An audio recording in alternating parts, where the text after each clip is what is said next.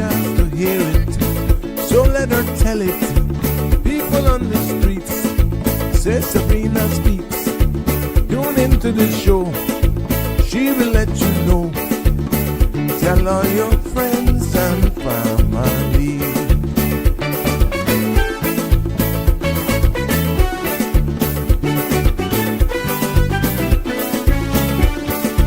Real talk is no joke. You get the news straight up from grassroots and concerns. You hear some people gone. So tell all your friends to tune in to the Good evening, show. Cayman. I'm Sabrina Turner, and welcome to Sabrina Speaks, your daily dose of clarity, truth, and community insights. Every weekday from 5 to 6:30 p.m., we're tackling the issues that affect you, from national headlines to grassroots concerns. Whether you're in traffic or winding down your day, this is your chance to hear it straight and speak your truth. So buckle up, Cayman. We're not holding back. This is the show. We gotta let you know. Now we got to go.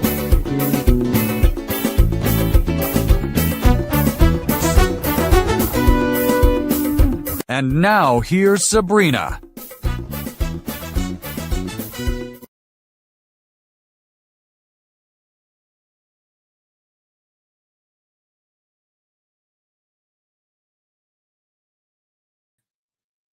There we go.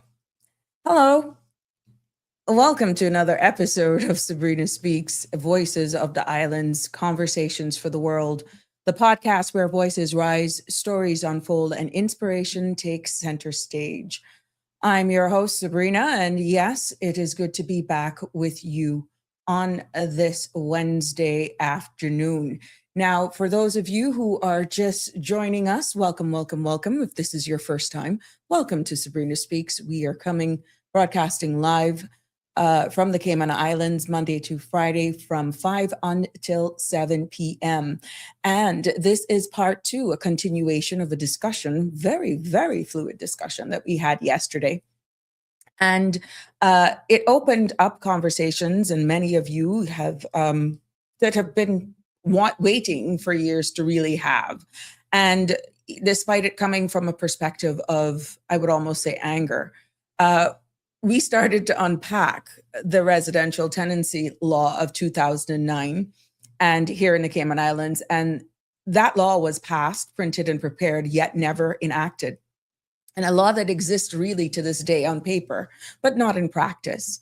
And for the amount of messages and also voice notes, I got a few voice notes as well, and the stories that were shared after the episode and even during the episode made one thing clear from yesterday's topic, that this topic definitely touches real lives, renters, landlords, and families alike. And everyone is trying to navigate the cost of living in Cayman felt that conversation. So it impacted a lot of person. Thank you so much for following, sharing, liking, and subscribing. Please don't forget to tell a friend or family member. So today, because of that feedback, which is so promising, and it actually keeps me going, we will continue with part two because we did entertain a number of calls. We did even went back to day before yesterday's conversation in regards to another bill that's in circulation. But we will have part two today.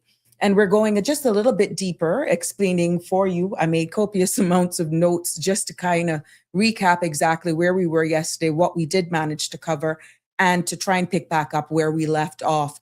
But the aim today is to go a little deeper into what is ghost law, this ghost law was meant to do, and why it's staled, why it stalled pretty much.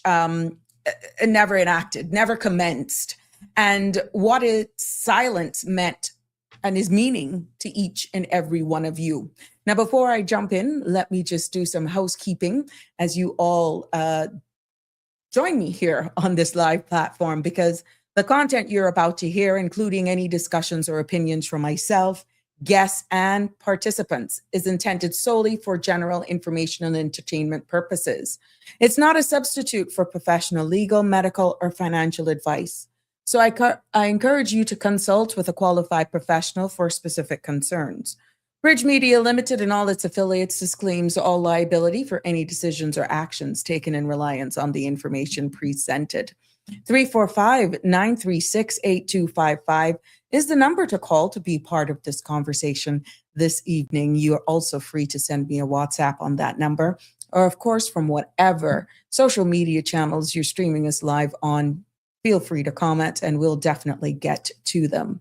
Without further ado, you know how we roll it here. Let's take a look at the weather forecast for tonight and into tomorrow. The synopsis calls for moderate winds along with rough seas are expected over the Cayman area today in association with a high pressure system north of the Caribbean. A small craft advisory is in effect through tonight, as the high pressure system is expected to weaken through the day, leading to moderate winds and seas by tomorrow morning. Now, satellite imagery shows scattered but fair clouds across the northwest Caribbean. The forecast for tonight calls for partly cloudy skies with a 20% chance of showers. Temperatures will fall near to mid-70s. Wind will be easterly, 10 to 15 knots. Seas will be rough with wave heights of 4 to 6 feet. A small craft advisory is in effect.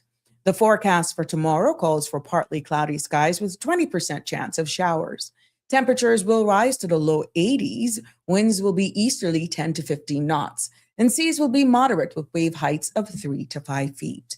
Let's take a look at our tides. There will be a high tide at 6:01 this evening, a low tide at 12:41 a.m. tomorrow, and another high at 7:46 a.m. Sun will set this evening at 6:22, and sun will rise tomorrow morning at 6:56. And the outlook is calling for continued moderate winds and seas through Saturday. You know, it's a week of love as we head into the weekend. I would like to know what plans you got for the weekend. You know, Valentine's, for those of you who may have forgotten. Valentine's is going to be celebrated on Saturday the 14th. What are your plans for this weekend? Drop me a line, comment there. Let's see if you're all into it, or it'll be interesting to get your take on it. I don't know. Some of you are giving me mixed reviews. I'm seeing them. I'm hearing them as I drop them, but it'll be interesting. Hey, it's how you look at it. Let's get into the headline news roundup that's making the Sabrina Speaks platform for today. Now, we want police here in the Cayman Islands, local news. Starting with local news, police are asking for the public's help in locating 15-year-old Kayla Watson of West Bay. She was last seen just around 2:30 on the 10th of February at the Anthony S. Eden Hospital wearing her school uniform. The Royal Cayman Islands Police Service says that they are concerned for her safety and are urging anyone who has seen Kaylee or who may have information on her whereabouts to contact the police immediately or 911. Even small details could help bring her home safely. So your assistance, as usual, is needed in us helping to find Miss Watson. Yes, there we have it. And just continuing on with local news, the Cayman Islands government is re-examining several of its proposed new revenue measures as it fine-tunes the national budget in response to feedback from residents and businesses.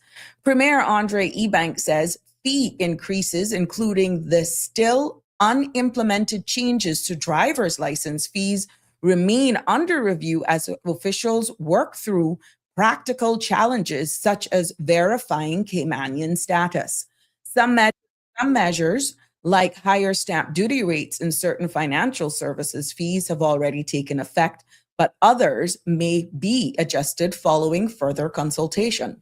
Now, the Premier says government must balance the need for additional revenues with the cumulative impact on business and consumers, noting that discussions are ongoing with industry groups, including the Chamber of Commerce. There you have it. So you see the impact of your input and the power of your voice. Continuing it on with more local news here in the Cayman Islands. The Cayman Islands government has cleared and leveled 8 acres of land on Fairbanks Road for emergency use, allowing temporary shelter units to be deployed quickly if needed as part of contingency planning for potential regional migration developments. Cayman is currently hosting 26 Cubans following the arrival of 10 nationals in Little Cayman on 1st of February. Now, while there's no indication of an imminent mass migration event, a multi-agency mass migration committee has been activated to ensure readiness. Officials stress that any use of the Fairbanks site would be short-term and tightly controlled, with long-term plans focused on a multi-purpose built detention and processing center. Now, following the recent detainee escape, CBC is urging the public to stay vigilant and report suspicious activities. Penalties for unlawful landing or assisting migrants include fines up to 50,000 CI, prison terms of up to 7 days. So there you have it. Giving you local updates and confirmation. This was one that we shared yesterday, but now Cayman Airways is advising passengers of possible disruption to its weekly Havana flights due to a jet fuel shortage in Cuba.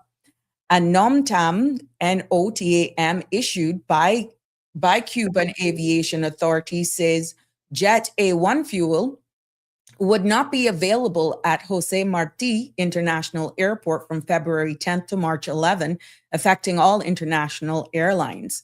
CAL says the shortage, along with concerns about ground support and accommodations in the event of delays, may force cancellations. Now, a change fee waiver is now in place for affected bookings, and passengers are urged to keep their contact details updated with and monitor Cayman Airways official channels for further updates.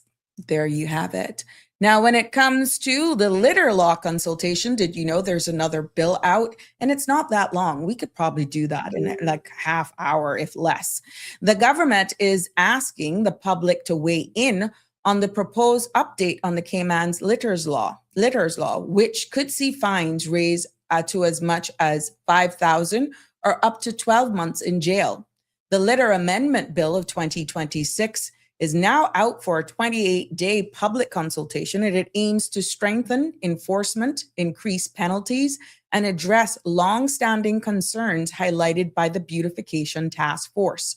Now, the changes include tougher fines for littering, penalties for causing someone else to litter, and stronger powers for environmental health officers to issue cleanup notices.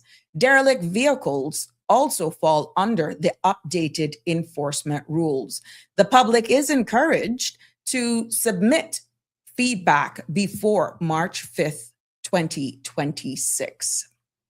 Now, there you have it. Let's taking our attention over there in Canada.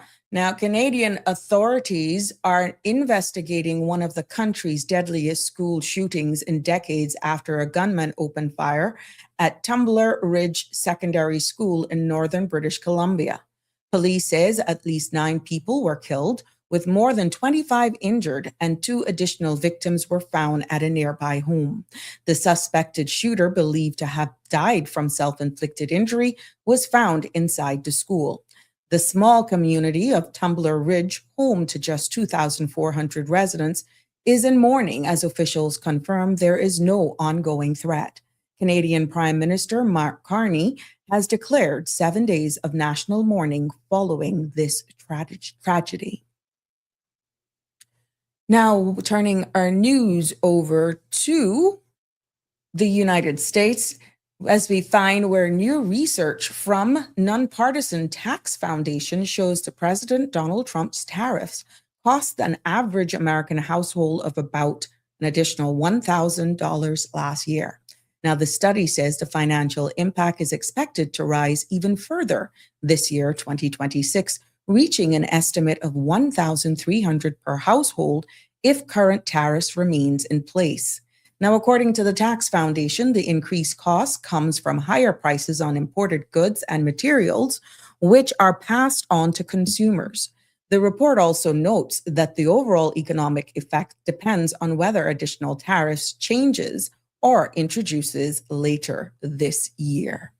And you know what's going on over there in Barbados. Bahamians are heading to the polls today in a snap general election called 1 year early by Prime Minister Mia Mottley, who is seeking a historic third consecutive term. An estimated 205 voters are eligible to cast ballots as 93 candidates from multiple parties compete for all 30 seats in the House of Assembly. Now, political observers say that the race is largely between the incumbent Barbados Labour Party and the opposition Democratic Labour Party. Polling stations opened at 6 a.m. with long lines reported across St. Michael as voters turned out early. Both CARICOM and Commonwealth Observers teams are on the ground monitoring today's votes. Now, there you have it. Those are your top headlines making the Sabrina Speaks platform news for this evening, keeping it local, even looking far ashore, because at the end of the day, we're all connected some way, somehow. But it has been my pleasure. Happy birthday to everybody who's celebrating birthdays today, even anniversaries. Hope you're having a good one. And just celebrating life. Happy birthday, whatever it is you're celebrating. From all of us here, the Sabrina Speaks family, we celebrate with you. Connie Bonnie is in the house. Good evening to you. How are you? It's so good to look up and see you guys here. Hi, Ava. Good to have you here. Is this your first time? Welcome, welcome, welcome. Hi, Daddy Z871J. It's good to have you too. Thank you so much. I appreciate that. Damian Henry is in the house. How are you? How are you? Good to have you here. What is what? Hey, Carter. Hi. Yes, the number, as I said, is 345-936-8255 to participate in this discussion. We want to hear from you as long as you keep it respectful, and we prefer you to remain on topic. It makes everything go so much better. 345-936-8255 is the number to call in. The phone lines are open. I mean, we're continuing. It's part 2. So it's the number is there. So there you have it. Connie will be out whining and dining. You go, girlfriend. You go, you go, you go. I have no plans.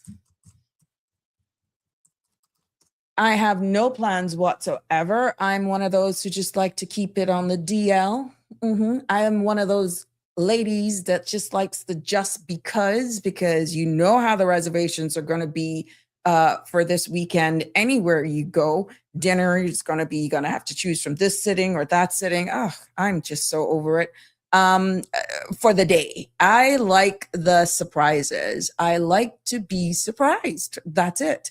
Clayton and Straight, how are you? Welcome, welcome, welcome. Phone lines are open. This is a continued discussion from yesterday. And Denny had asked, remember before, I think Mr. Balika called, Denny had asked, what if a tenant does not, I did it, I found it. It was section 68. If a tenant, going into the substantive topic, if a tenant did not want to allow the landlord in, and they were considering they followed all the rules and everything, right? Well, there is a process that was cited under this law that says how it actually should be handled. And it was quite interesting. It was quite interesting how it sat out in the law. I'm stumbling all over my words here today. And pretty much in layman's terms, what it says, 68 that says, this section 68 says violence for securing entry, right? Which ties in quite well to what we were talking. This particular section of the law makes it illegal for anyone, including the landlord, to use, let's say, if it goes into violence or threats to force their way into the property when someone's inside doesn't want to let them enter. So what that means is that if your tenant doesn't want to let you in, there's not anywhere you can push your way through. There is a process.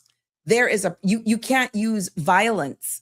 And if that tenant, putting this in layman's terms now, under this ghost law, residence tenancy law of 2009, it pretty much says that a landlord cannot use force, threats, or intimidations to enter, even if the tenant is being unreasonable. And section 68, as I alluded to, make that a criminal offense. So Danny knew what he was asking. What happens if after the 14 days, what happens if a month passed by and you still, after following all the rules, have not been given permission to enter? If you do that, under what was being proposed, it is considered a criminal offense. But it doesn't mean that the landlord is powerless. There is recourse, and you just have to go through the proper legal channel, which is one of the things I feel that Danny, in his reading between the lines, saying it but not saying it, was trying to get across. Because one, this means that proper written notice was given. Let's say the landlord followed all the rules as we outlined yesterday. Proper written notice was given.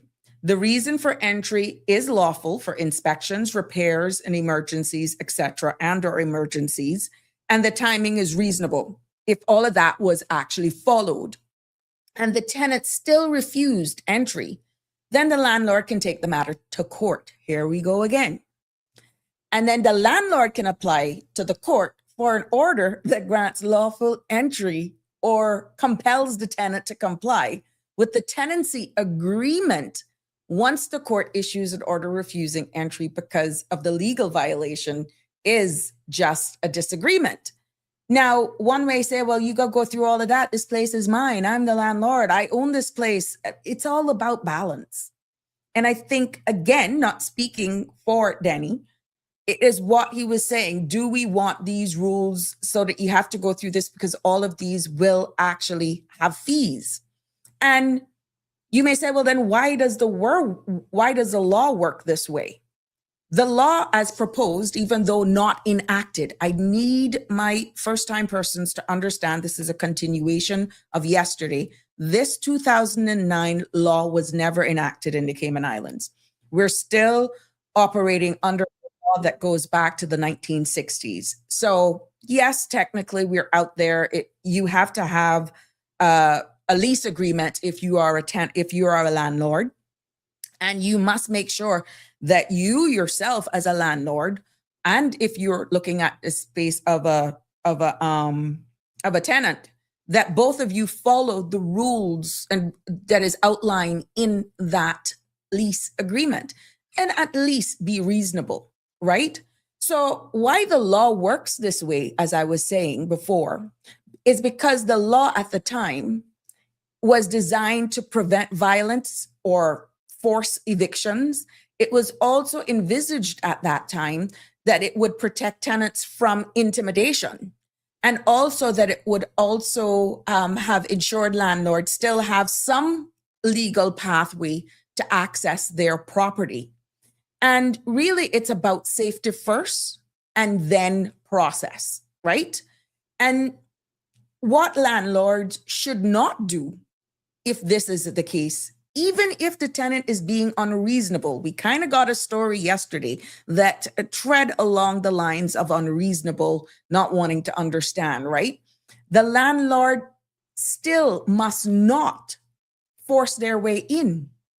The landlord would have no legal rights to even break locks or to threaten the tenant or to enter even without consent. And if that is done, criminal charges, fines, even jail time, and civil liability could be imposed on the landlord. But what the landlords can do if this tenant refuses to gain entry for, let's say, when proper notice is given, is that they document everything. They keep copies of notices as well, and record the refusal in writing, email, or even a text. And yes, that's where the legal system comes in to apply for a court order. So bottom line is that tenants cannot block lawful access forever. But landlords cannot force their way into an apartment either, in any way. But the law then, as proposed of 2009, expects both sides to be reasonable, to follow the process. And if the process was broken down for whatever reason, then the court becomes the referee. So I just thought, because that stood out yesterday, remember we were talking about gaining entry for emergency or repair services to inspect.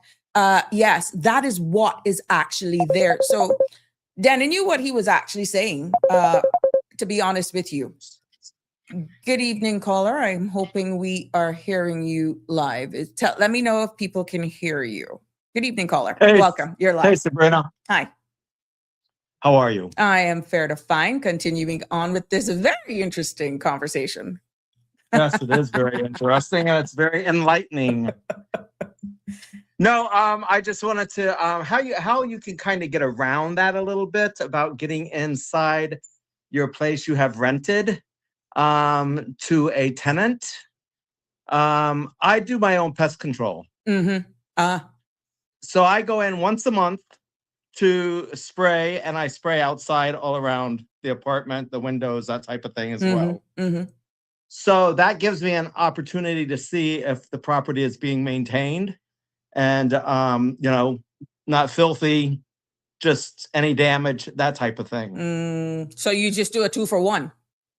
Yes, ma'am, I sure do. Once a month, I get to get in my apartment. It's in the lease. Mm-hmm. And we were speaking of the lease yesterday. It's a very detailed lease, just unfortunately. That little bit. Yeah, I mean, if this apartment was in town on 7 Mile Beach or any place like that, it would go for between $2,500 and $3,000 a month. Right. But because where it's located, where I have the apartment out on the other side of the island, Mm-hmm. that's why I rent it at the price that I do. Mm-hmm. And it's like I said before, I've never had issues with any tenant in 30 years. And I really don't have, the only issue I have with this particular tenant is, the upkeep of how the apartment was found and the amount of money that was invested into the apartment. Mm-hmm. Which I do every time a new tenant moves in. Mm-hmm. I mean, I do the sheets, I do the linen, the towels, I do everything. I mean, there's bamboo sheets, there's bamboo mattress cover. It's, I go all out. Like if I wanted to live there. Right. But now you may have, again, here we go again. And I'm trying to be, and Jim, I am trying to be unbiased here to see from all angles. I get it. Let me tell you something. I don't know why I'm not one of these gymnasts or these acrobats trying to do this just to see from both angles. But you cannot really, you got to separate from what I'm trying to say now, how you see it, and try to get yourself into a neutral place where you're not thinking that way, but it still meet a livable standards, because there is a melting pot of who could be looking at your property to rent, and what they seem as higher standard may not be what you look at or what it's just culture, surroundings, where you're coming from. You see what I'm saying? It's a delicate dance around the subject, to be honest. I'm very, very selective, and many times than not, it's been rented sight unseen, based on the pictures or the videos that I send to the potential renters. Renter. And I make sure I cover all areas there. I mean, I have all the before pictures. I always take after pictures when somebody moves out. Just so if issues do arise, like the one that I am concerned with right now, due to the the salt air, the moisture, mold, that type of thing, I make sure that, okay, here is the before pictures. So if anything does have to be addressed in a civil matter, I have that proof.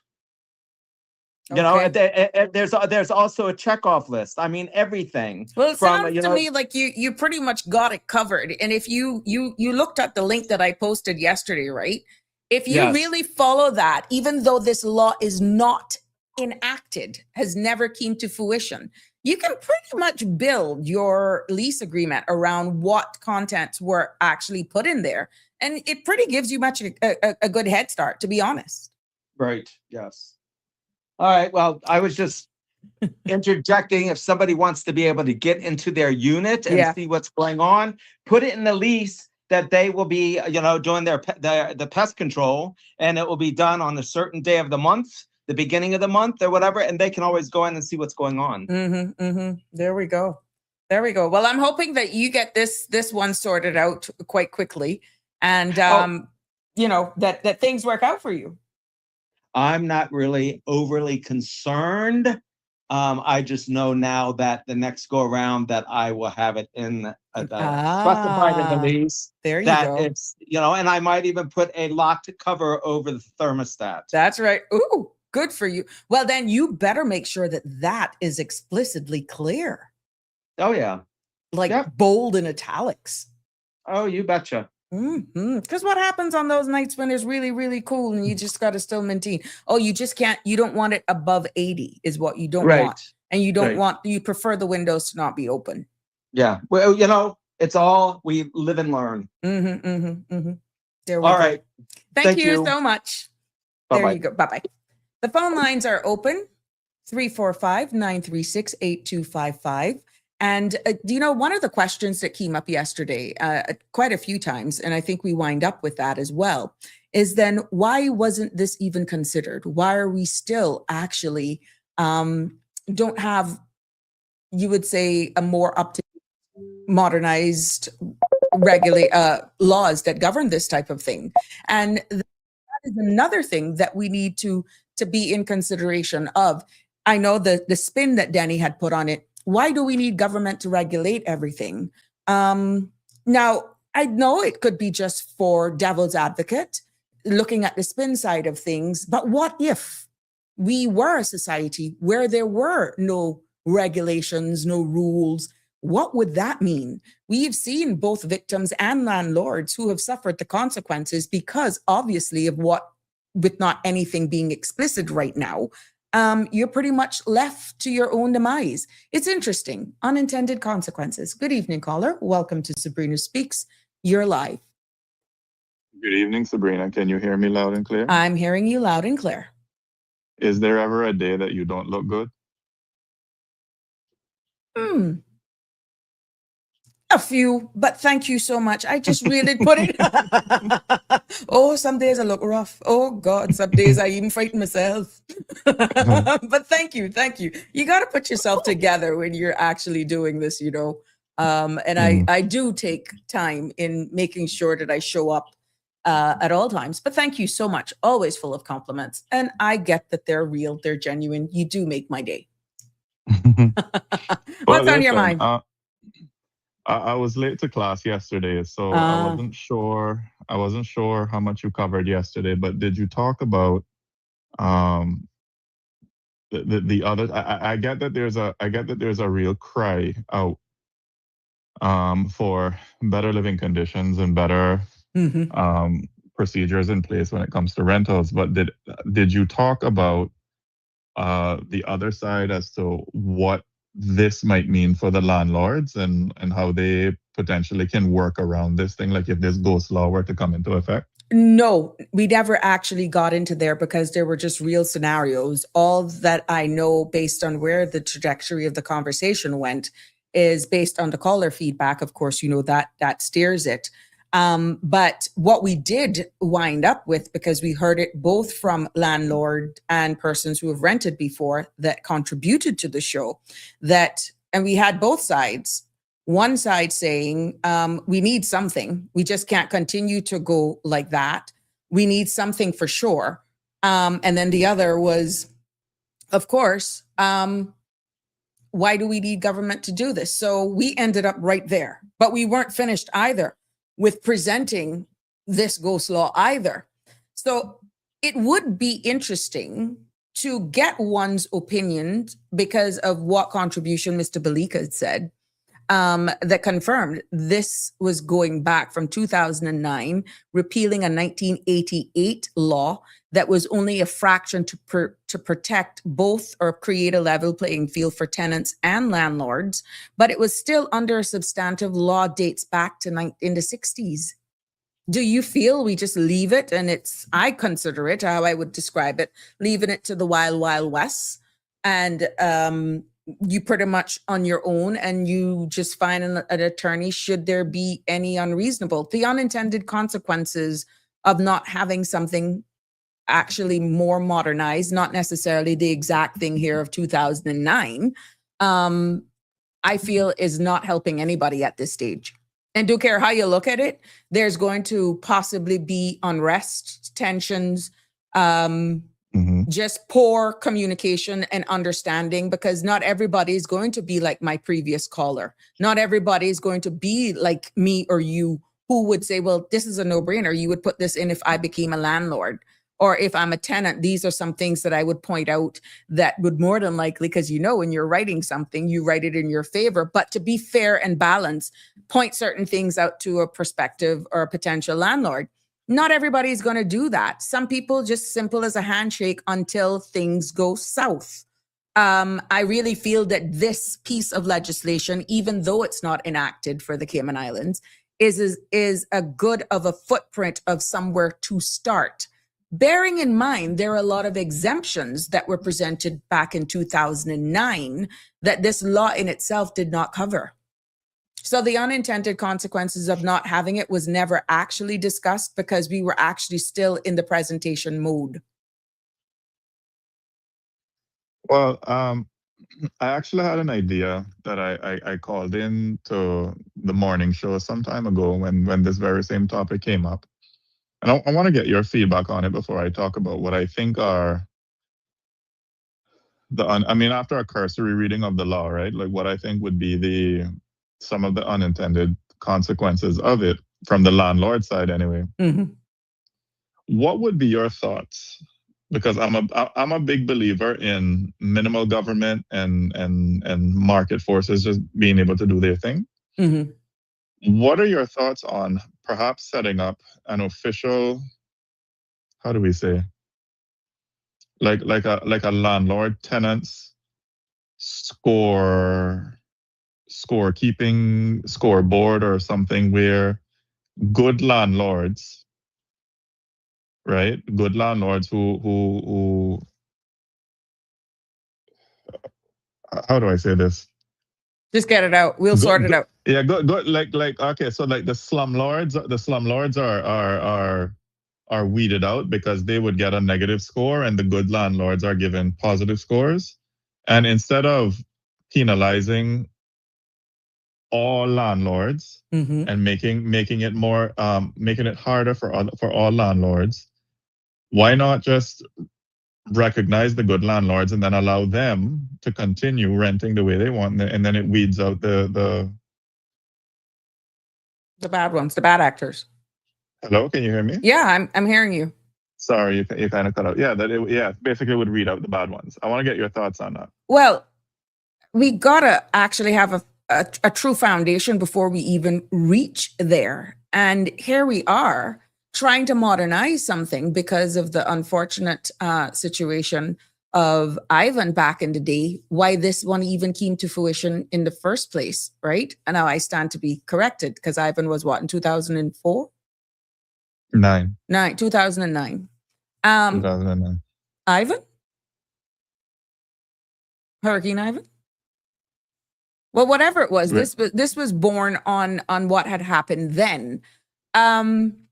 The mere fact that we didn't actually get there, I think nationally, which is somewhat of a similar to that of a Consumers Protection Act of some sort, but this steered now at renters. If we don't have that nationally of what even the minimum threshold would be like in order to do that, save for a part of a group, be it an NPO or a limited liability group that gets public-private partnership support. We can't get there. We have to it makes sense what you're saying, but look at how the MSL Sariba has it, right? You're gonna have to call back because this is a straight call. What? We need to actually get to a point where we can know nationally what we want before we even consider that, in my opinion. Okay.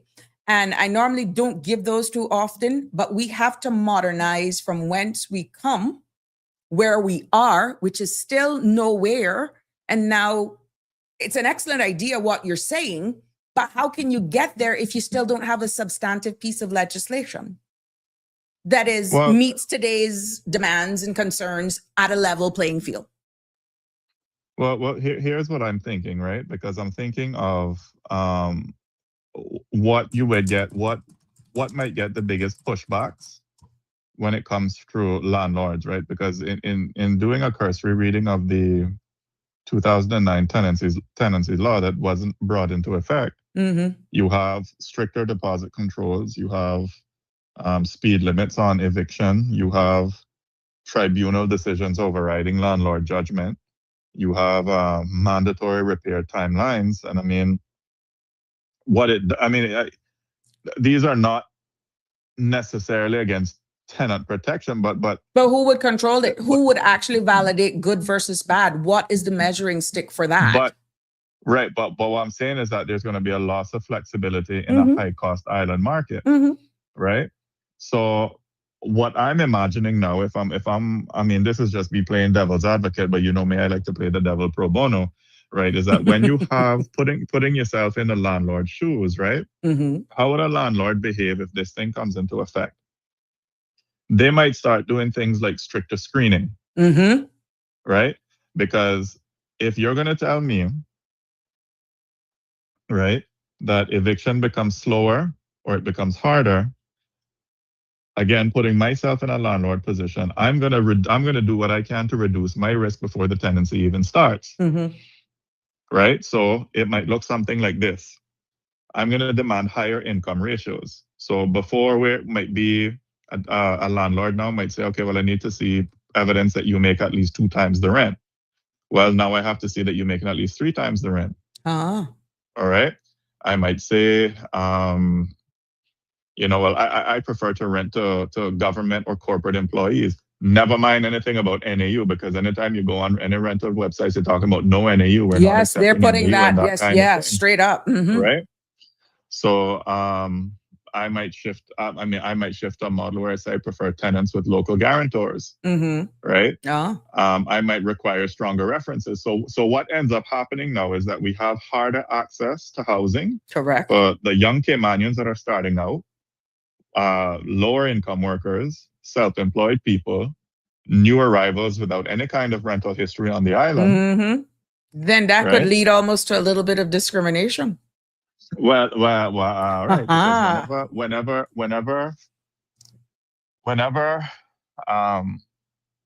you put a floor or a ceiling in effect, an artificial floor or ceiling in effect, other factors now become the determining.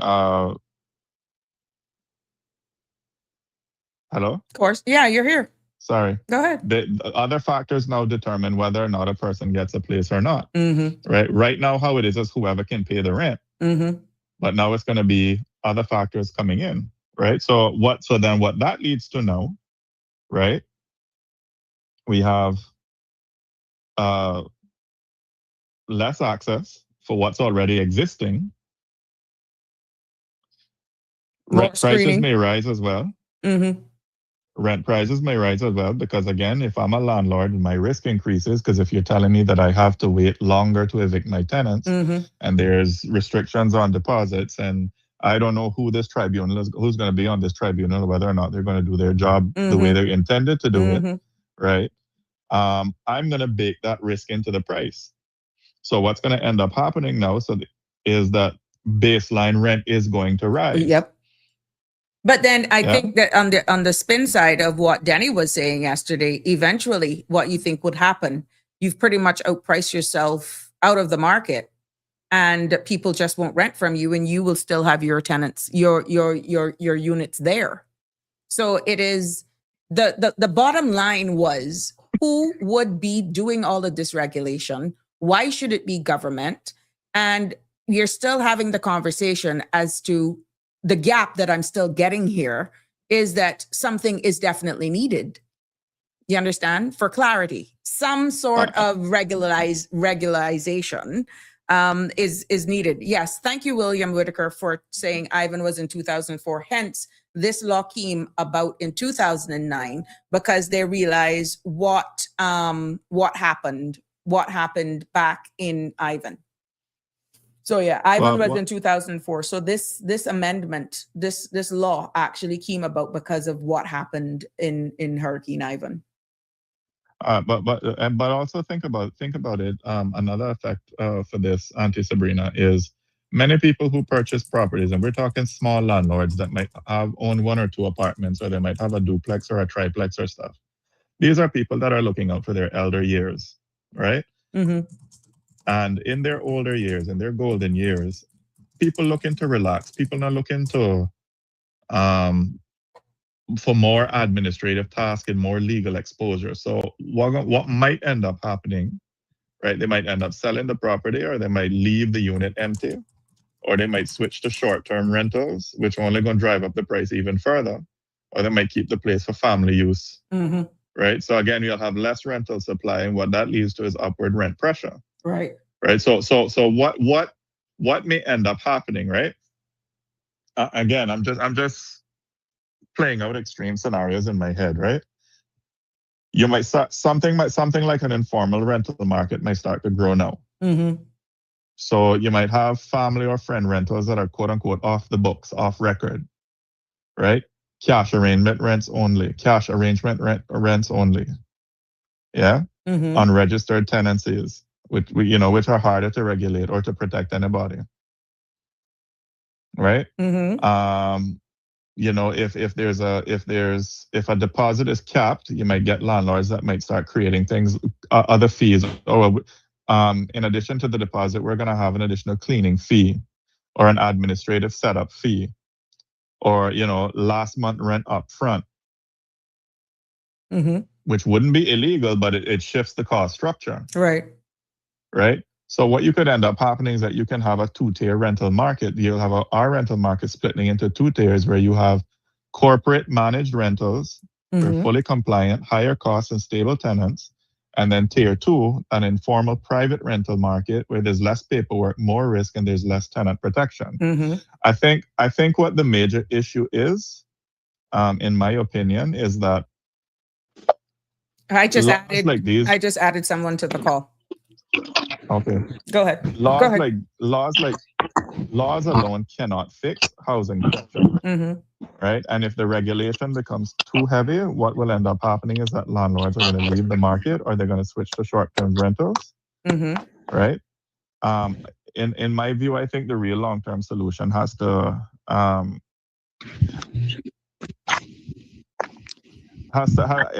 balance tenant protection with keeping landlords in the market and increasing housing supply in a sustainable way. Right? And until the supply, I think it's a supply issue. Until the supply can consistently match the demand, housing is forever going to be one of Cayman's biggest pressure points. Oh, of course. Because it's directly tied to how our economy is designed to grow. Right? Our economy grows by bringing in workers, by bringing in investment, by bringing in global money. Right? But the housing market simply just can't keep up at that same speed, because building here is expensive. Land is limited, and the infrastructure takes time to expand. Correct. We added. It's retirement. Go ahead. Sorry. Go ahead. No, go ahead. I want you to finish up. I mean, the property here isn't just about housing. It's retirement security. It's investment, right? And the prices are influenced by global income levels, not just local salaries. Correct. So when you have a small island like this, and we have no suburbs to expand into, demand is almost always going to outpace the supply, and that naturally keeps the rents high. Well, we've added Danny to the call, who was trying to call in. I don't know what's going on with your phone, Danny, but I added you to this WhatsApp call. Welcome to the show. Thank you. Maybe it's MI6. Maybe. I don't know. With you, anything. You're like a magnet. What's that? What do you have to weigh into this caller's contribution? I love how eloquently he is explaining what is the hard, cold facts. He's always The- like that, though. I know. I listen to it. And so the thing that comes to my mind is this. If we could get people informed, okay, Mm-hmm. then people could drop unrealistic expectations. Let me give you an example. I think I can't remember the term that was used. Was it a commissioner that the proposed legislation? Commissioner, yeah. The commissioner, position, yeah, it was a commissioner. Yeah. Okay. Only a politician could come on a radio show and explain to us that the government is going to hire a commissioner, right? And all of the related expenses to that commissioner, but it's not going to affect us financially. Only a politician could make that argument, right? Only a politician could make the argument that you run the risk of prison, loss of reputation, being dragged before tribunals, and on and on and on. And somehow this is not going to cost you anything. Only a politician could make that argument.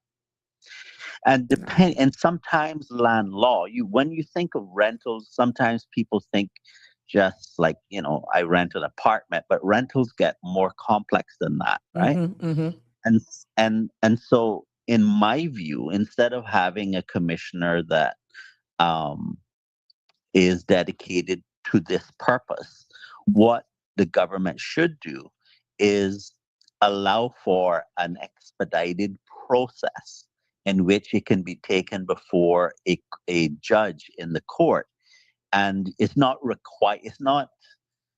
a formal thing where you have to line up with your lawyer and they line up with their lawyer, right? You can, and so you have someone who's competent and have an in-depth understanding of all of the wide range of possibilities that could happen when you're in a dispute that contains land. Because land law isn't as simple as you think it is. Yeah, it's true. Right? And just for the sake, Danny, stick a pin just so that we can make sure that everyone understands where we're going with that title that you called there. Section 9 of the Residency Tenancy Law of 2009, they had a position who would have been called residential tenancy commissioner or commissioners, where under this 2009 law, it says that the governor would appoint one or more people to act as a residential tenancy commissioner or commissioners. And their primary job would be to help settle disputes between landlords and tenants, kind of like a referee or mediator. So just to make sure that people understand that this was a whole new position that was actually cited in the law that would be chosen by then at that time. And as this law states, by the governor would appoint this person. Yeah. So right there alone, you're raising the cost. And then okay, so let's think about this for an example. Let's say that there's a dispute between the commissioner and the landlord about his judgment in a particular situation. Mm-hmm. How long would that drag out for? I guess there would be like an appeal process, and how much would that cost the landlord in lost rent and so forth, and reputation damage that's going to come up as a result of somebody else looking at a property that they don't have any financial interest in, making a decision because it's not costing them, it's costing the landlord something. And what I'm trying to get around to explaining here is that in instances is going to require the landlord to do all of this by lawyers. And unlike our friend on the phone here, who's the devil's advocate pro bono, lawyers don't work for free. Exactly. Okay? And so what I'm trying to say to you and the public is this: the customer always foots the The bill. bill. Okay, that includes the legal fees. Mm-hmm. Okay, understand that the more unreasonable you be with a situation, the more it's going to cost. The more it costs, the more damage you do to the situation. All of this, to me, can be simplified by, if the government wants to say place some sort of standard contract as a template in the regulations for people who can't afford a lawyer to Mm-hmm. have a document that they could start out with and tweak it, if they need to tweak it. Mm-hmm. But not that contract is required. Mm-hmm. Okay, but that for people who can't afford it, they can use the contract. Now, the problem with that'll raise is that if they use such a contract, they're going to need to understand what their obligations are under that, right? So nothing is going to solve these issues outside of education and information on all sides. But there are very good reasons why the flexibility needs to be there. The more rigid you get, Mm-hmm. the more problems you're going to have. And what's going to happen down the road is you're going to have woke politicians coming in saying, "Oh no, I think it should say this," and they have no idea about the rental market. Mm-hmm. Mm-hmm. And now all of a sudden, now you have legislation that don't make sense, but it fits their ideology, so it happens. And now everybody is like, like, what's going on here? No, but remember, there's Right? public consultation. You have senior No, policy advisors who no. go out in their research and they make sure that they do these town hall meetings and they make sure stakeholders like yourself, maybe you're a big landlord, maybe the other caller is a big landlord, and you get members of civil society and you are free to go out there and open up and, voice your concerns. So it's not that you may have these woke politicians. They have yes, competent senior policy advisors that should be able to go and research and come back and present, the pros and cons.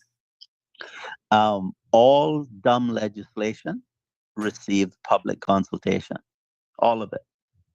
But when certain politicians decide that they're going to do something a certain way, they just say, "Okay, what you've said to us is noted," and they just keep going.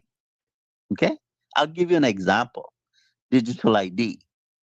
Okay, you have no idea the consequences that's going to flow from that. And so the point that I'm making is that the simpler way to deal with this is education, because there are reasons why things are the way they are. Let me say a note about what the caller said in relation to what is effectively the communist social credit system. Okay, because that's essentially what is being advocated, that you grade landlords.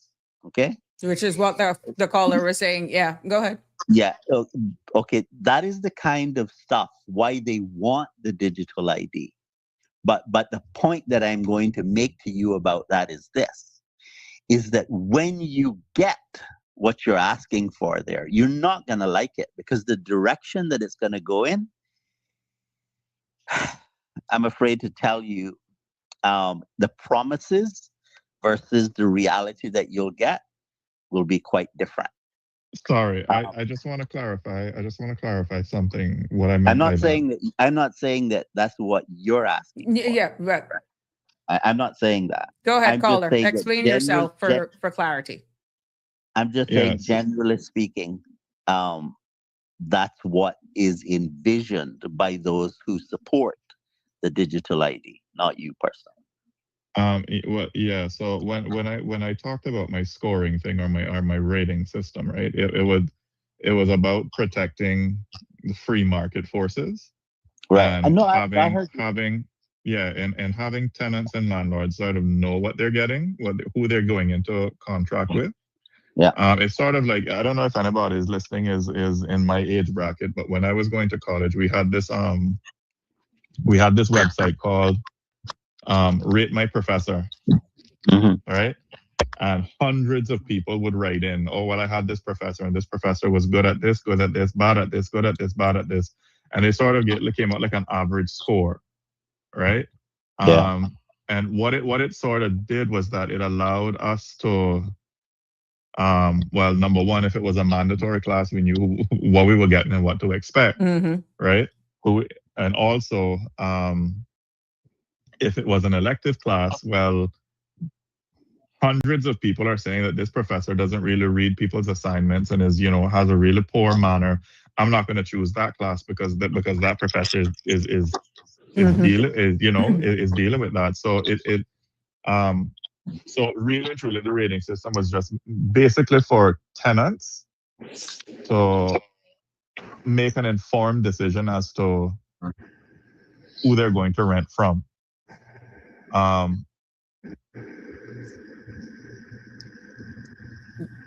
Go ahead, Carl. I hope that I was clear. If I wasn't clear from before. Well, all right. So, So let's say a situation turns sour, right? And someone decides they're going to teach the landlord a lesson, and they say things that aren't quite so.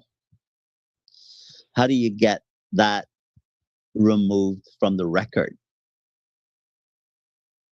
You mean from the national record then, because of, let's say, the hypothetical, the ID now controls this rating, this scoring? No. Give me some more detail. I'm not quite clear. Yeah. So in other words, I'm your tenant, okay?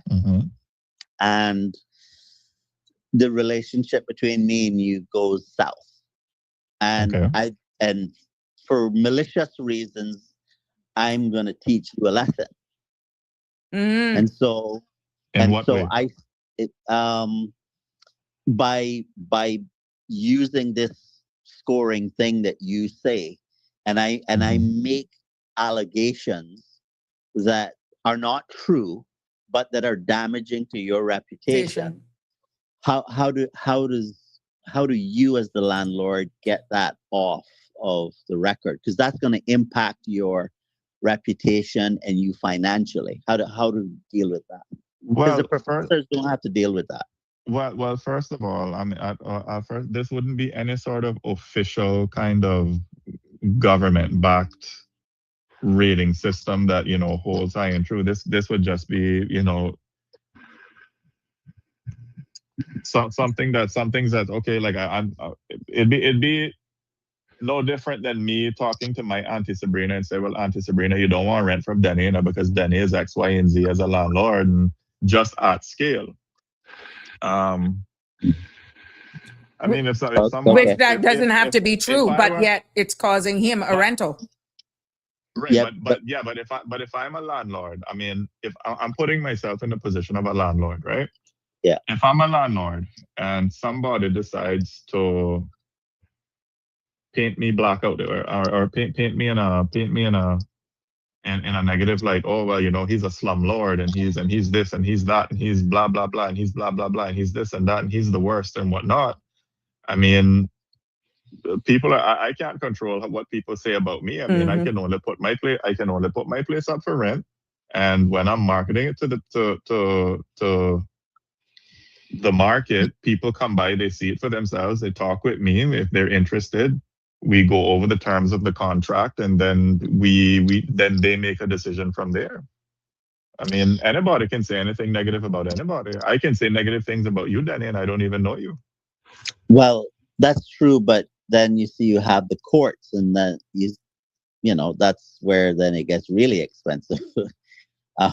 Do you think that's where we're headed? That everything, I sue you, and you're there. Yeah, I think that's where we're going to be headed. You look too hard at somebody, and you read that look differently. You just get a knock on your door or get served. You're served. Is that where we're headed?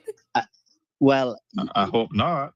there are people who are being sued right now for, I don't mean an active case, but I mean have been sued for things that they have said, and they ended up regretting saying the things that they said. And what I'm saying to you is this. So let's take it a little farther. Can the commissioners now take into consideration these comments that are being made in the public about you? Right? And will it influence them? And how will that impact their decisions in matters towards you? Well, I mean, we live in a system, Danny, where you're innocent until proven guilty. But we know how that you works. know what? No. I'm Not in a sorry to small tell you, island that's not- jurisdiction. I'm sorry. You have not been on the receiving end. No, sorry. Hold on. What I'm saying is that anybody can say anything, right? I can say that Auntie Sabrina is the biggest XYZ in the world, and Denny is the biggest fill in the blank in the world, right? At the end of the day, if there's going to be a commissioner present and there's supposed to be a neutral party who doesn't know either of us, I'm going to be like, well, show me the evidence of this. Because if you're just going to say to me that Alfred is a terrible landlord and I hate him because this and that, I mean, anybody can say that. But if you're going to say, well, Alfred doesn't make repairs on time.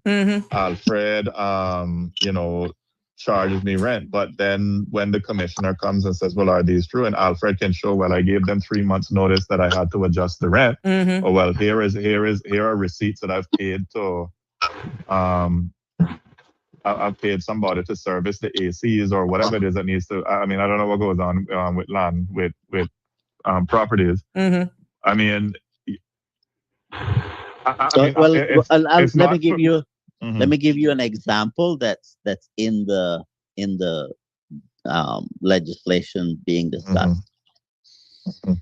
They allege that you're coming inside of the unit when you shouldn't be. So it's your word against theirs. Now that's a serious offense under the legislation. I see. So how do you prove that you wasn't there, that you didn't do what the person is claiming? Access my phone records. I don't know. I mean, can't they? Big Brother's always watching. Cameras all over the place, and then you infringe on someone's privacy. Can't they check my cell signal and see where? Oh my God! How would you deal with it? I want to hear how you would deal with it. If somebody were to say that against you as a landlord, how would you prove yourself? Or how would you even set up yourself where it doesn't even get there? I would point them to the section in the contract that allows me to come in and inspect the place. That's simple. Yeah.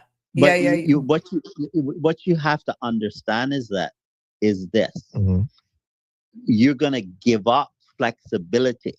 Okay. And then instead of you just making agreements with people about how you're gonna rent the place, then you're gonna be saying to yourself, well, we need to get people together so we could lobby the politicians to correct this short-sightedness in the law, and then we have to wait until the law gets changed before we can do something different. That don't make sense to me. And your problem is that we already have a problem with pace, and it all depends on one's. I'm not saying to you that zero needs to be done. Yeah. That's not what I'm saying. I'm saying be very careful what you ask for, because it will end up costing you. And the government is not going to be able to just take over housing and tell people how it's going to go with their rentals. That's not going to happen.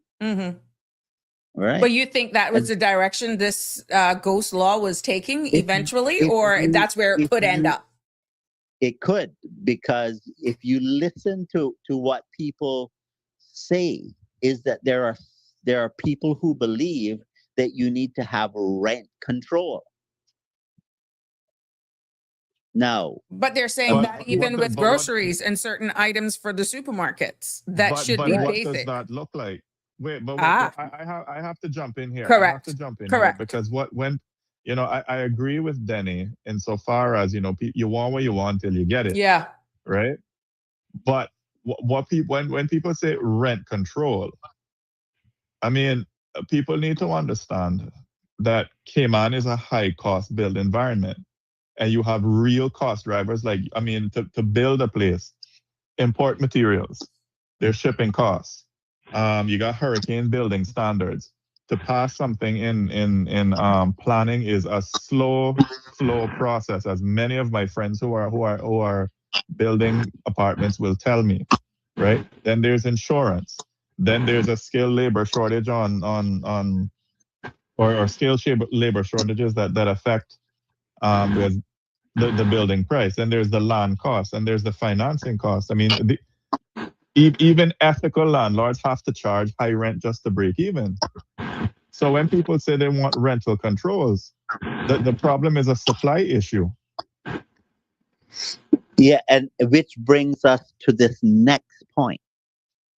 Then there is the crowd of climate change. They don't want any more build because they think, well, we've built too much already. And so what that does is that it doesn't allow for easing of the pressure. So the government, on one hand, has policies that restricts the ability to get to supply what is needed that they want on another hand, because the government will look at it and they'll say, well, we want to build the financial industry or the tourism industry as an example. Well, that has associated consequences. And so you have to meet the demand in order for that to happen. Well, if you're not able to meet the demand, then somebody's Yes, go calling. straight. Yeah. If the developers are not able to meet the demand, Mm-hmm. then you're not going to ease the price pressure, right? And I then think let's just say you have Mhm. another hurricane. Let's call that one Ivan's ex-wife, and Mm-hmm. you have even more damage than Ivan did. Okay, Mm-hmm. and so now you have a shortage of places for people to live, and now you have a very bureaucratic environment to get back to having those places repaired. Mm-hmm. Okay, you don't want people to live in certain circumstances on a regular basis, which I completely understand. But in an emergency, you may have to lower your standards. Okay, because it's either that or you sleep in a tent on the beach, which is illegal, by the way. Or under the Uh, stars. yeah, what I'm trying to say to you is that it's not just about, oh, this is a low standard place. There are more issues to consider. When you're doing legislation, you have to do legislation that takes a lot of things into consideration. And I think that being too prescriptive Mm-hmm. is unwise. I think the wiser thing to do is to have a public education uh, program to get people to understand why it's important to have the flexibility, why it's important to be reasonable. And I'm not saying that people should just be able to keep their places however they feel like, but you know, you got to understand that when a third party is making a judgment about what they think is adequate, that sometimes can end up in a lot of confrontation. Well, can I get one of you? Because I want to try and add somebody else to the call, but I don't want to disconnect you guys. Sure, Okay. sure. So let me try to add this person to the call. But go ahead. Let's see. Hope I don't disconnect you. Continue with your conversation. You have anything you can reply to that, Alfred? No, I don't think anybody can disagree with that. I mean, I think that that's a I mean, more education is always going to be better than less Exactly. education.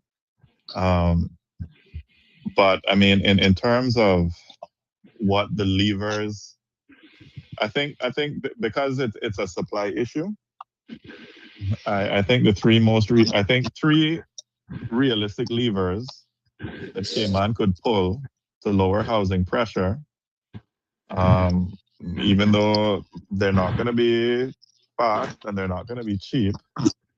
I think one would be to increase housing supply at scale, especially at the middle income housing. You have faster planning approvals for multi-unit developments. Give real incentives for developers to build long-term rental units, not just luxury condos. Everything on this island is luxury and luxury and luxury, right? Um, have some sort of public-private partnership for workforce housing, and work on higher density in specific corridors. Not everywhere, I'm not saying everywhere, but in strategic locations. And you're gonna get some community resistance. You're gonna have the NIMBY people coming in, and like you said, the climate change. And I mean, I'm not against climate change, advocates. I think that's one lever. I think also align population growth more closely with the housing capacity. So perhaps tying some work permit growth to housing availability, or requiring large employers to help house their workforce.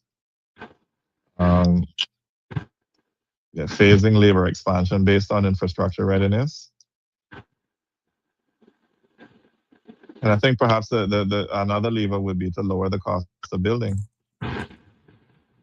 Okay. And how do you propose to lower the cost of building? Well, I mean, off the top of my head, I think you could have something like a bulk government procurement program to lower cost per unit. You could give incentives for modular or faster constructive methods.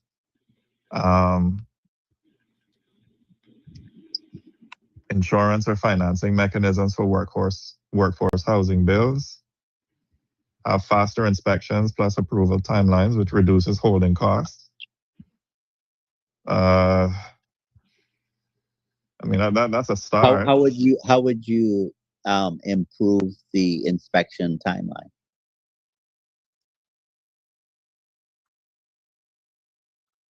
I'm all ears. Well, one of the biggest problems you have with the process is that you need to have plans approved for work that is done. Let's just say interior work that is done, even if it's not structural. Now, I heard an explanation that, well, while it might not be structural, it still contributes to the seismic considerations, earthquakes. And I don't really buy that argument. It's not structural, right? So let's say you have a hurricane and you didn't suffer any structural damage. You got flooded and so forth, and you need to change the, let's say, sheetrock or something to that effect in the place, but you're not touching anything that's structural. You still have to get plans drawn, which is expensive, and approved, which takes lots of time to do the work. I think that we have reached a point in the Cayman Islands where we have excessive regulation. And you see what I what I find amazing is that on one hand, the public is saying the cost of living is out of control, but on the other hand, they're clamoring for things that raise the cost of living. I just find that. I mean, you want what you want till you get it. Yes. Like I can't. I mean, I don't know what to say to that. Well, the thing is, the fact that we're actually appearing to be going around in circles in this, and still I can say I'm feeling some warmth that something is needed, but be careful what we ask for. Can I at least get a yes on that? And we can't continue to yes. operate Yeah, under I- 1966? I'm not Yes, saying yes. to you, I'm not saying to you that nothing needs to be done. Right. But you know, if like I said before, only a politician could come on a radio show and explain how raising the cost of living isn't going to be cost us more. Right? But So you we gotta be knew careful. otherwise. Hence, did you hear No. the Sabrina Speaks platform headline news for today? That government is revisiting some of this after talks with stakeholders and chamber and businesses alike about the new revenue measures. It's the same thing that you were saying. I mean, a lot of people were saying it. Yeah. But how much money did it cost us to get to that position? You see what I mean? Yeah. Because politicians don't just sit there and make decisions and go through a 30 or 30 something step legislative process for free. Okay? This Yeah, we costs know that. money. It said it. It has So been said. So now they have to pay to go through that legislative process again. And I guess they're looking at the same implementation of Caymanians with the DMV and the driver's license. Remember, that was a question that I threw out. And this is by all means, and I think that was the beginning of the year or just before. Are we sure the March delay was not because infrastructure wise and otherwise, you don't know who's who, because the DMV was never equipped to determine one's nationality? And with another that, I'll step back into the shadows. This has been the Devil Pro Bono offering free advice while the meter isn't running. I'm gonna even have to, Good because night, I Cayman. thank Signing you out. so much. But please stay All right. tuned, because we love your feedback. We got another caller you. too that's trying to get in. I just can't get them added. So if you could Yeah. wrap up for me, Danny, so I can invite this Yeah. other perspective. I just want to make one comment. Mhm. You remember when I advocated that in the immigration law, the definition of a Caymanian needed to properly describe those who have it by right and those Yeah. who have it by grant? Yeah. I was told that that's discriminatory. Mhm. And then the same government turns around and goes and creates licensing fees for driver's license based upon nationality. You can't make this stuff up. But you see, unless you good day. take people back and remind them of this, then you would have been seen like a troublemaker. Sometimes you have to go back, which is why constant and repetition at times, sometimes you will find topics and subject matters seem repetitive here, but it puts everything in perspective. Like I said, Taco Bell opened, they didn't survive. Olive Garden was once here and it didn't survive. Mhm. We weren't ready for Well- it. But well- that's just an analogy. I know. Jesus was a troublemaker. Look where it got him. Mm-hmm. Yeah. Have a Oh, good that's day. deep. Oh my gosh, that one deep. You son of a gun, you. But thank you for your contribution as usual. Thank you so much. All right, bye. Let's get another perspective on the line here. 345-936. Let's see if we can get this caller. My apologies, caller. Oh my God. Very interesting. Where did it get Jesus? Crucified. That's exactly what it did. Oh gosh. Very interesting conversations. And I like the fact how we can come back. Good evening, caller. You're live on Sabrina Speaks. What's on your mind? Yeah, good evening, sir. Hi. Yeah, is there a renters association or something here that is registered? No, not that I'm aware of, because that is another way as well. I saw where something in the United Kingdom was coming up, that there's a renters association there who were looking at defining their things, and you can just Google that as well. And they are calling for a meeting, and it's going to be virtual with certain changes that they're going to actually be making as well. So that popped into something, but to the best of my knowledge, there isn't a renters association here in the Cayman Islands. I agree with what Dan is saying and the other guy is saying, Mhm. right? They got a point of view. And they could beat me up if they want, but I'm one of those that think that rent got to be regulated by government, because what they're talking about would exist if it was a perfect scenario with people and rentals, landlords and the people that renting, but that don't exist because the people not gonna do the right thing. First of all, you gotta force some people to do the right thing. That's why there's a speed limit on the road. That's why there's laws on the land. Even the Bible got a 10 commandments. So people just generally not gonna do the right thing. Some people gonna do it, and then some people that don't do the right thing, they're messing up for the people that do the good thing. So I'm one of those that think that government got to put their hand into this. And the thing is that what we saying here, these ideas for the last 2 days I've been listening, isn't any ideas that the government themselves don't know about. The governments past and present know all of these things what we saying, all of these ideas what we bringing up and think. It's just that they are afraid to go to the left or to the right because they can hurt somebody. Making the decisions gonna hurt somebody because not everybody gonna agree with what you're doing, but certain things gotta be done to better the situation as a whole. People not doing the right thing. People are housing criminals. The people renting places that are unsanitary. That's the thing. Not era apartment gotta be marble top and up to one standards. I agree, but there has to be a basic standard that the place is rentable. That's what I'm getting at. You can't rent a place if it infested with rodents and all that kind of stuff.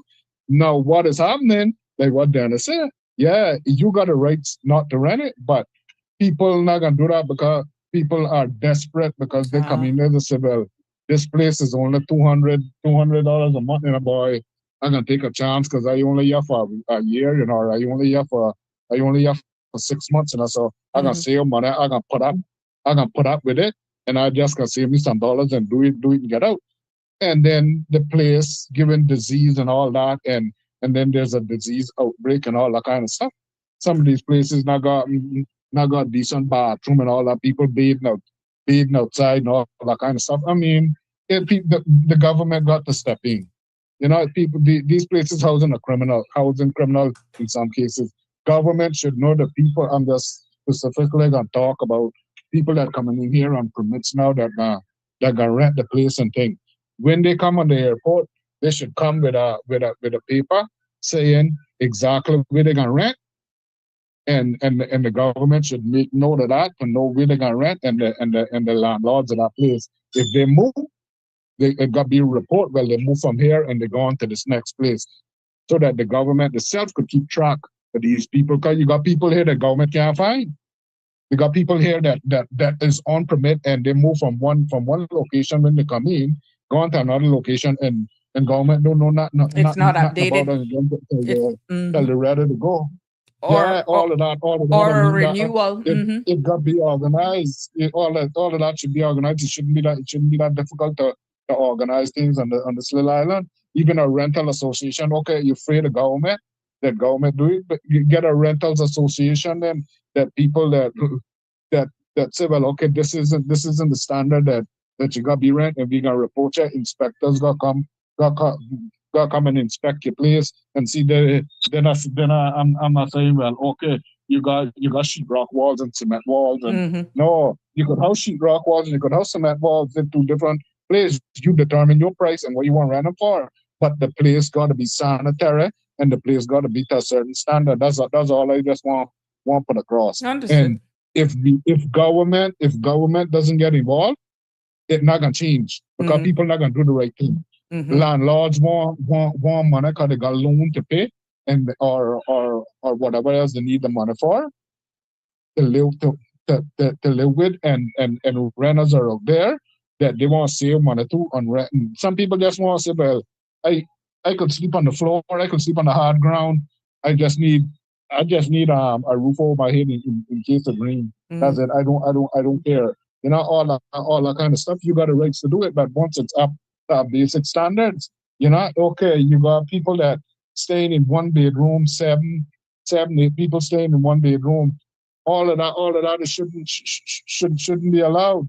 You know, unless you're gonna make a hostile or something. A hostile is different than apartments. You see what I'm saying? So all of that is another option. Cayman, you could get into hostiles, building hostiles and stuff now instead of and that'd be another option for the rental market. You see what I'm saying? So Well, we all of definitely that need to is know as a jurisdiction. Thank you for your contribution, caller, and I'm quite sure this is why I love the feedback from other people, to be honest. But it begs the question, and I think what I'm getting from both sides: why does government have to do everything? I get what you're saying. You need the basic. You're not saying everybody need the 5-star of accommodation, but what is the national standards for what you would call then decent accommodations? Am I right? Yeah, exactly. And that not gonna happen if government don't step in and say, well, this is the certain standard that we want. We want a place to have water, running water, not brackish water, rain water, or usable water to use. The bathrooms gotta be up to standard and all that kind of stuff. You know what I mean? The septic tank gotta be functional and those kind of things. Adequate parking lot and all that kind of stuff is important too, because you're parking on the mean road sometimes on the pocket of the road, and then that causes another hazard too on the main road. If some of these places are over got too much tenants and stuff and not enough parking lot. So all of those standards, it gotta be a basic standard. That's how life is. There we go. You know, I'm sorry. That's how I say it. We thank you. We thank you so much for your contribution. Appreciate it. 345-936 is the number to call should you want to weigh in on this topic and conversation. There was a question that came up here, not related to this, but I got to answer. Andrew was asking whether or not EID is mandatory. EID is not mandatory, Andrew. It is not mandatory. Right now, it's a rollout phase for Caymanians that are given first priority to apply. Good evening, caller. You're live on Sabrina Speaks. What's on your mind? Good evening, Miss Sabrina. How are you this evening? I am fine, thank you. Welcome. Hello. Besides the mad drivers on the road, I'm all right. Oh my God. It's like you're trying to win a race with some of these people, honestly. I don't know where they think they're going, but anyhow. Where do we begin? Rent and landlords that think somehow some of them think they're better than the tenants they're renting to. Because you might be less fortunate in whatever way and you have to go to the government to get assistance. I don't understand how some people love to say one thing, but they do another. You rent a place from somebody and they say, okay, this, that, and that. But then when things start happening, nothing ever gets fixed on time. The caller just before me was talking about you have to have proper running water and it can't be brackish water, and septic tanks have to be up to par and so forth, and you have to have your conveniences. I found myself in a situation where I couldn't find anywhere else to rent where I had come from before. I ended up in the hospital. 5 days, 4 nights. I got a chest infection and I became asthmatic. And it was, I don't know how it was, but it was caught at the time and it was reversible. And thank goodness it's gone. But that was because where I lived, a studio rented from a Caymanian lady, big up in church too, and this is what I don't get. You rent places to people, and when things happen, you don't want to fix it. Mm-hmm. So where and what are you doing with the money? You know, I find a lot of this, I call it, because they think they're in the church, they can do as they feel, to people who have to go to government to get assistance. Mm-hmm.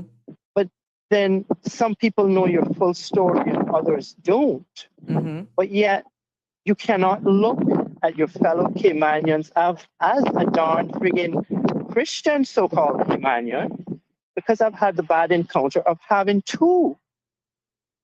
And it's not a nice position to be in. Mm-hmm. One, the first one I had to call the police to because I was threatened. And this But is she your was doing landlord. like- Your landlord. Yes, she was my Caymanian landlord. She's an EMS at the hospital. I even sent Miss Lizette Yearwood an email and told her what took place. I called the police and told them she's not going to come and threaten me, but she's going to make my life miserable for the next 30 days. I said, oh, you think you are? Come on, show you whose life you're going. I told the police, go warn that woman. Don't come and threaten me. And then the last one that I just had to move from, her roof was leaking too. And wanted to deny to me that she didn't say those words to me. But you see, what you forget about me is I have a memory longer than a bat. And I remember things way much more than people think I should sometimes, because I can quote it word for word. And I said to that woman, I said, let me tell you something. You know I had an asthma problem. That's why I moved up from where I was. And I was renting a room. And everything I owned was in that room, because there were things happening outside of the room that I didn't want to get my stuff involved in, like mice and rat coming in through storerooms that not probably sealed at the back added on to your house from your laundry room. And I asked, couldn't you put a door up to there? The door to the so-called two-part storeroom with not being sealed properly up. The mice and rats would get in. At one period, I had 4 mice in my room. Oh my. There was a mother and 3 little ones. And we finally caught them. And then she caught 3 out in the hallway by the bathroom and her room and my room area the same night. And it still wasn't addressed. And then you have the mosquitoes coming out of the sink, because the picture I sent you, that was how it looked. And I made sure I told DEH and the MRCU it needed to be fixed before I left that premises. And it was addressed. These are the conditions that some of these women, Caymanian Christian so-called women, and I'm speaking it how I see it, because some of them should be ashamed of themselves. You're putting one front up and you're showing another face to others. The churches are not places where you go because you go to treat your own Caymanian people who might be less fortunate than you think they are. But we are still human beings. And I have a word to say to her and the other one. You are wicked people. And I keep saying it. It's not money that is the problem in this country, Miss Sabrina and Cayman. It is the love of money. And it is loved by too many hypocritical Caymanians who think for some reason that going to a church makes you a Christian. And that people that are not what you think they might be made of, Almighty God still made us. Whether we're straight, bi, gay, transsexual, whatever people are. There is one maker to all of us. And some of these church-going Caymanian women should be ashamed of themselves, of how they carry themselves when money gets involved in a picture. And I'm painting the picture because it is happening. It did not only happen to me, it is happening to others. And it is our own Caymanians doing it. And when you go to the people that be at the DFA, they tell you they do not get involved in it. No landlord-tenant disputes do they get involved with, or vice versa. But then why the hell do you make them sign the form saying the place that's rented has to be this, has to be clean, has to be working, this has to have access to this and that and that and that? So isn't that a lease? Because we present a lease to them and they give us one to sign from them. So it's a lease and they should be able to get involved in it. But they choose not to, because you know what? And I have said this, and I will say it loud and clear to any Caymanian. They can hate me after today. I do not care. We are all human beings and we all have to live in this country. And the hate and the discrimination, it has to stop against your own people, because you do not protest Christianity and let someone live in a rat and maggot infested home where you leave food on your countertop for days and it's maggot ridden. That is what I had to live with. And people don't realize when you're going to crike, you crike, and you let the paper trail do the damn talking. Because I have a paper trail that goes back longer than me. And I said what I had to say to who I had to say it. And when I spoke loud and clear, Miss Sabrina, I had had enough of being discriminated against. I have had enough of being hated in this country. And I will tell Cayman where the hell I went to. I went directly to the government and the opposition. And I said what I had to say. And I gave it one last time.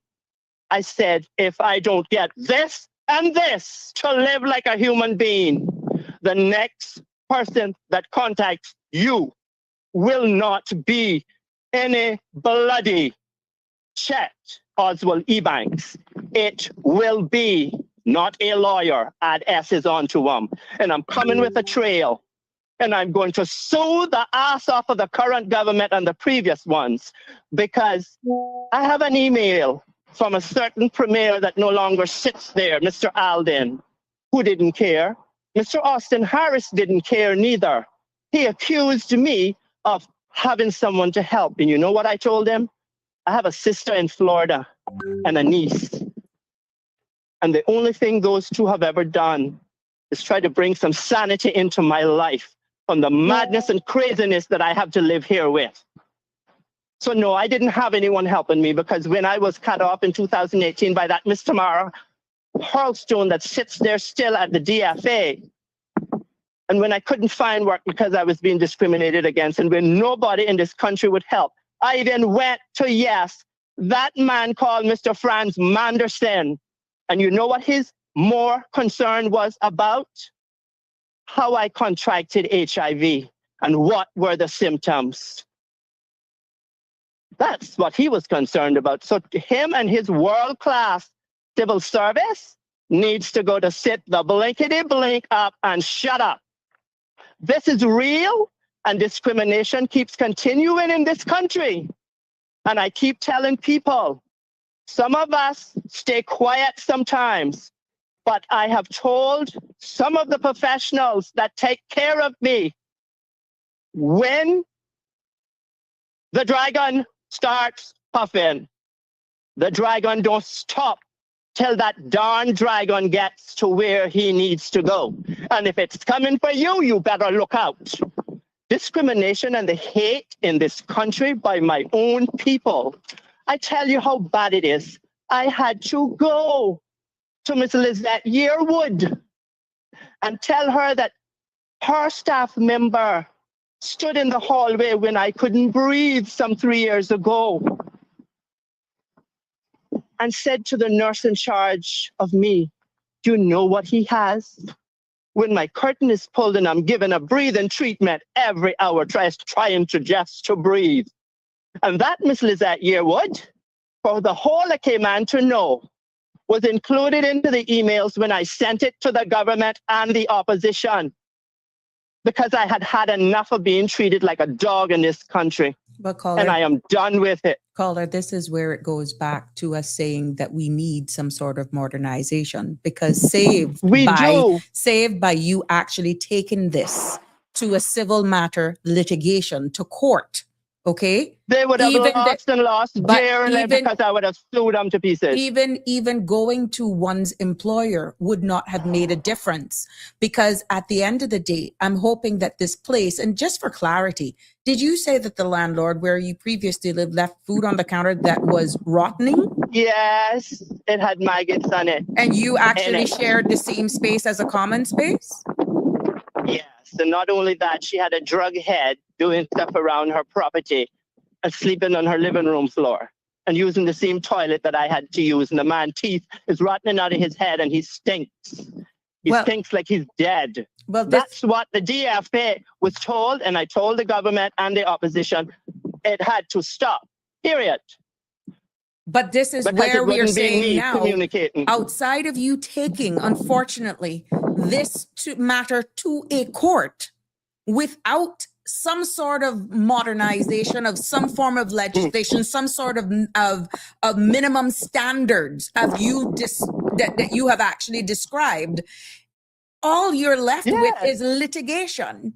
Because and this is where it is a sad situation. I have to up on the screen the picture that you sent with the open hole, which I don't care. For clarity, you did say that this was corrected. Did you say that this was corrected? Yes, it was. It was filled in, and I can send you one when I get home, so you can see it and share it tomorrow or on your webpage. Okay.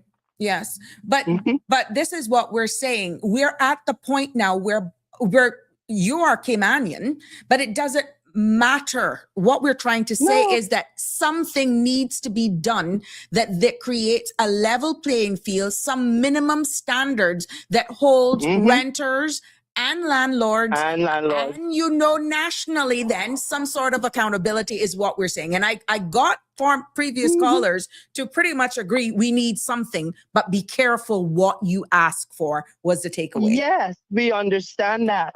But if you are not, I mean, would the question I used to ask, would you want to live like that? Nobody deserves to live like that. And I told that to the Minister of Social Development, and I was told, no, you shouldn't have to live like that. And it's sad. But you're saying despite them saying that, there was non-action is what I'm getting from you, for clarity. They did provide some, what did they do? Some rental stuff off of EK, but then a miracle happened and a place was found by me. And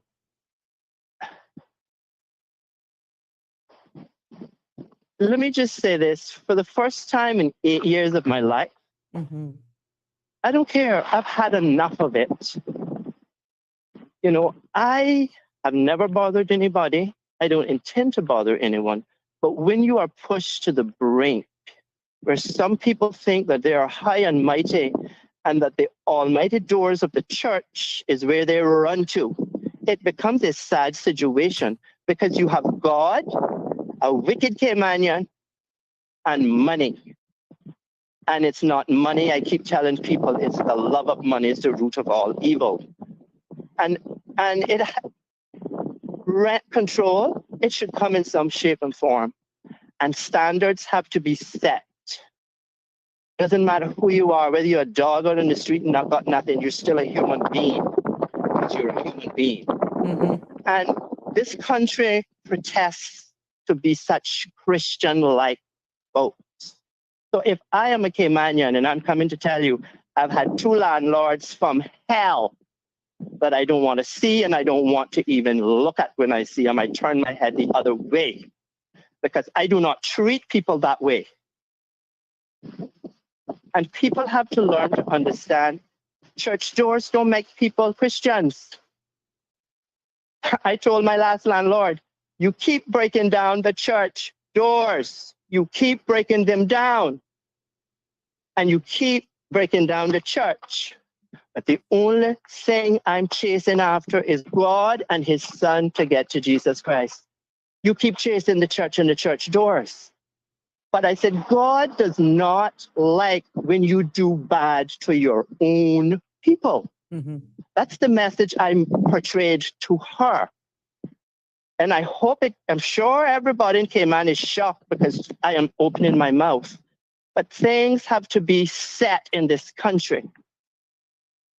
We have to learn to accept and respect each and every one of us. We are Caymanians. And I keep telling people, I do not, said it the other day on Miss Sandra's show, I do not against anyone coming here to the shores of Cayman. This is my home. But when you come here, you learn that we are to be respected, and it comes from my own people. They need to start respecting their own people because we're all going to die at some point. And if we can't get along with one another, but we're kissing the foreigners and we're hating on our own people just for the love of money, because that is some Caymanians, true to the point, full stop. I got them in my family where they think that money rules the world, but it doesn't. Because what is left behind on this earth stays on this earth. Yeah, put it in a coffin. So my own people, they love to discriminate and hate against people. They love it. The Caymanians love to hate on their own and kiss up somebody else's ASS. Because all I have to say is where I was, I could describe, I said it was a slum. And I said, I know only got this picture of the outside or inside of your property. I have more. And that ended the conversation because I blocked her from that time. Because I didn't want to see her or hear from her anymore. I had to live there. And the nastiness continued till a couple of days before I left. The whole was finally addressed. And it's a horrible way to have to embrace someone who wants to think that they are better than the person they're renting to. And I don't care if Cayman hates me tonight or likes me tomorrow morning. They didn't give me breath to breathe, and they're not going to friggin' take it away. But I want everyone to understand we are all made by one maker here.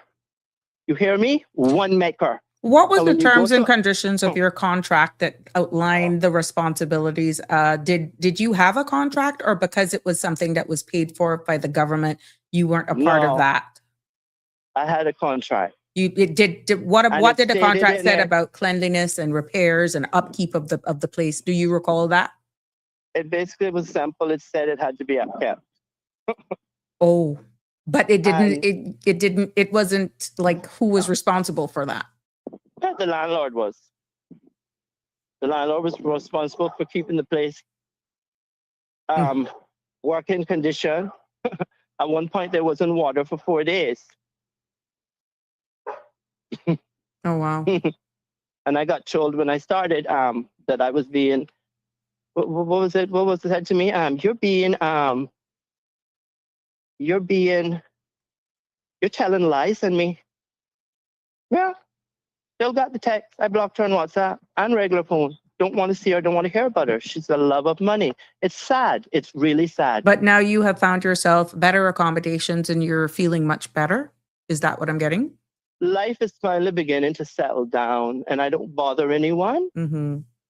but I don't disrespect people. But when people come with me with disrespect, I'm sure it's the heck going to give it back to people now Mm-hmm. because I'm tired of it. I really am. And people better stop it or this dragon will start to roar. Because some of the worst are those police officers at West Bay Police Station. When you complain about traffic on the roadways, they don't do anything. So we can just leave that there and say to Mr. Kurt Walton this evening, this is one last chance, Mr. Kurt Walton. You heard my name. My mouth is big. Tell your rude, disrespectful, insolent police officers at the West Bay Police Station, I say, calm their attitude down and stop hanging up phones on people and get some police presence on Birch Tree Hill Road, which turns into Conch Point Road and Captain Reginald Road, and get some from both ends of what is Northwest Point Road and stop the speeding. Because every day I have to fight idiots on the road and I'm almost getting killed up till this morning. And I've had enough of it, Mr. Walton, because your police officers just drive by in the people's vehicle and they do nothing but look. But yet they're being paid handsomely by us. So do your jobs or we can get you removed real quick too, Mr. Walton. The people will just say, we had enough of you. It should not have to get this way to get some action on our roads, okay? Well, Didn't someone just get knocked down the other day in hospital dying? in regards to what actions you took in regarding to moving and finally getting someplace that is clean and all of that sort of stuff, that is exactly what people are saying. You had the right to move, but then you found challenges in finding something that was within a cross point that made it even more habitable, correct? Because if people do what you do, then landlords will actually get their act together by leaving. But many a times there's no choice. Exactly, because there's none available, is what we're saying. And it's sad because it is sad. Because if you actually looked at it the way we look at it, you don't think we expect that we're going to take care of your stuff. Accidents happen in any time of our lives. But not everybody has the same mindset. Caller, we got to be honest. Not everybody is okay. We know. And this little shack is good to rent and does that. And this person will have to take it for how it is. And it's sad. It's sad to see what some people have no choice to live in Cayman. And I think what needs to be done here, and I'm going to wrap up here within a minute, so people don't think I'm just rambling, but what needs to be done here when housing is looked at, it has to be a holistic approach done to it, because many persons that have to depend on government, which is in turn the people. We are all paying for it, whether we're getting help or we're not getting help. But we don't want to be treated like we're not human beings when we have to come to you. And people have to learn to respect one another. Dignity. And use the little bit of common sense we were all born with to help yourself and try to help the rest of humanity. But we are all going to have to look at it in a societal view. And what that means, whether the government has to come to the people and do a referendum and say, look here, this is how we are wanting this to be. Do you agree with what points or whatever we're trying to change here? It has to come from the government. But you have the other side that says government policies is, for example, what's causing a short in supply. What would you say to some person to that side of the coin, that maybe some of the policies that are in place that probably needs to be revisited would actually solve some of these problems that you're actually pointing out and not actually make it better? Well, there's good and bad in everything. And if we keep looking at it, that we're going to make people have to beg, basically, sometimes for help, or we're either going to look at it to try to fix, can this person still really work or can they not work? And what can they do? And then you have the ones that are we're in the system and we don't have anything to take care of ourselves. Yeah, you're totally dependent on the system. Because of partly of them. I have the email. I'm afraid to say people need sometimes to be embarrassed. I keep telling people, what if it was you? What would you do? The caller, we're at 6:59. I'm so sorry that we have to cut this. We have to, the government has to do something to address it. And the people that are in the system, they're the ones they need to start speaking to learn what has happened in the past and what can no longer happen, because no one knows their circumstances in life at any point in time. And, sometimes the truth has to come out. As hurtful as it might sound, I'm not being vindictive to anyone, because I could be you tomorrow. Caller, I got to end you. I got to end you. The time. We got time. Thank you so much. Thank you. Thank you so much. There we go, ladies and gentlemen. Bye-bye. Ladies and gentlemen, we have come to another end of today's episode of Sabrina Speaks. It just keeps getting longer, and it looks as though you guys are tuning in, just steaming up when we're almost at 7 o'clock. But I totally get it. I appreciate you no matter what time you join us. Tomorrow is another interesting day. We will definitely have another episode of Sabrina Speaks that, let's hope, is just as engaging as this one and also thought-provoking. You got to keep it locked on this space to find out what that's all about. But you are the center. You are the foundation of who we are. I want to thank you for your continued support, for your continuing to show up here for us every evening. And until tomorrow, please do be safe on the roads. As usual, love you lots. Take care and have a good evening. God bless. That's a wrap for today's edition of Sabrina Speaks. Thank you for tuning in and for being part of the conversation. Remember, the dialogue doesn't stop here. Stay engaged, stay informed, and most importantly, stay empowered. We'll be back tomorrow at 5 p.m., same time, same place, right here on CMR TV and radio, where your voice matters and your truth is heard. Until then, Cayman, take care of yourself and each other. That's it for today's edition of Sabrina Speaks, where your voice matters, your story counts, and your truth is always welcome. Join us weekdays from 5 until 6:30 p.m. right here on CMR TV as we dive into the topics that matter most to you. Catch the show live or on demand at cmrtv.com. And don't forget to follow us on Facebook, YouTube, and Instagram so you never miss a moment. Until next time, stay informed, stay engaged, and always speak your truth.